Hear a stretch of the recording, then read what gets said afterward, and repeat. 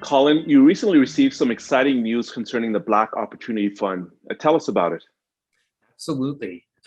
Earlier this week, we received news that we would receive $10 million over the next 5 years from TD Bank. And this is a transformational investment in the Black community, one of the largest that we've seen in Canada to a Black-led, Black-focused, Black-serving organization.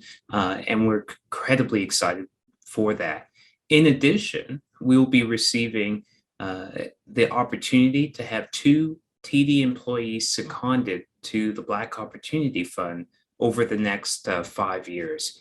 And in addition to that, TD will provide space, real estate space for the Black Opportunity Fund to establish its main office.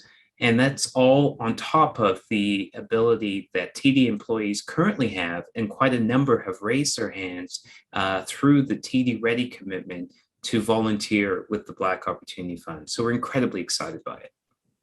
That's it. That is incredibly exciting, and congratulations to you and to the team. What's the impact that this $10 million could have on the fund? It'll be profound in a number of different ways. There is tremendous need in the community, not just businesses and entrepreneurs, but also nonprofit organizations and charitable organizations. There's a tremendous need for financial help. We saw that expressed earlier this year. We had the pleasure of being invited to be participating with the Coalition of Innovation Leaders Against Racism, with Pitch Better, and with Facebook to help provide support to Black businesses. In the course of a small number of weeks, we received nearly 1,500 applications for support. And that was without really broadly publicizing this initiative. And so just that snapshot provides a sense of how significant the need is, how significant the opportunity is in the community. And this support, this significant support, will help us to provide that help to so many organizations and to entrepreneurs as well. And for those of us that don't know much about the Black Opportunity Fund, can you give us a brief description of its mandate and its mission? Absolutely. In short, it's to create the world's largest pool of capital, a permanent pool of capital available and accessible to Black-led organizations, Black charities and nonprofits, Black businesses and entrepreneurs. Why? Because there are so many people doing such tremendous work.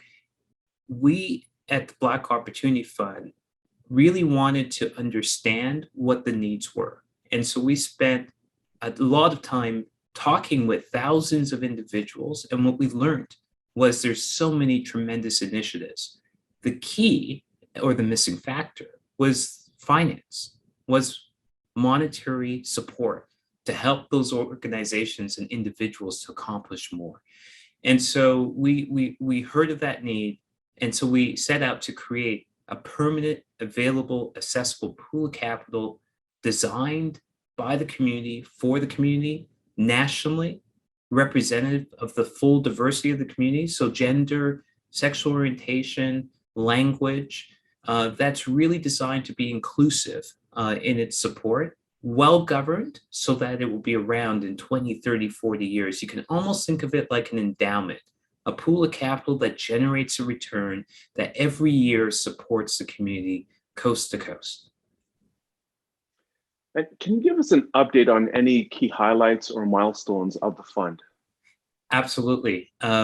We set out to create the fund actually in 2019, but we publicized the fund and the launch of it in June of 2020. Since that time, so we have grown dramatically. So in June 2020, we had 51 individuals from across a number of different areas of life. So healthcare and education and business and others came out and said, we believe in this concept. We are going to work to create the Black Opportunity Fund. Since that point, that's grown. And now we're around 300 individuals coast to coast. We've received contributions from 30 corporations so far. We're in a lot of dialogue over the last 12 months with governments, and we're very happy to see that the federal government in the budget announced $200 million to a Black-led philanthropic endowment fund. And we've had a lot of dialogue with foundations as well in terms of supporters for the fund. We established a board, which is representative nationally of nearly 20 leaders, both Black individuals and allies.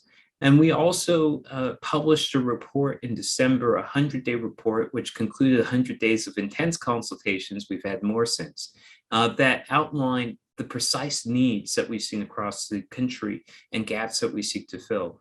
We've had town halls, so healthcare was one. We had another one about vaccines, and we had Dr. Theresa Tam, among others, come and talk about the importance of vaccines and to help educate people across the country about them. We had a town hall for nearly 1,000 businesses. We had an education town hall. We have an arts and culture one coming up. We have a criminal justice and social justice town hall coming up. Why are those important? Not just do we connect people, but we also surface initiatives, ideas, opportunities for the Black Opportunity Fund to help. But in creating those connections and servicing those opportunities, we've enabled hundreds of people to come together themselves to create new things. But most important is the work that we've done creating the fund. That's the board, that's the structure, that's committees, that's the procedures.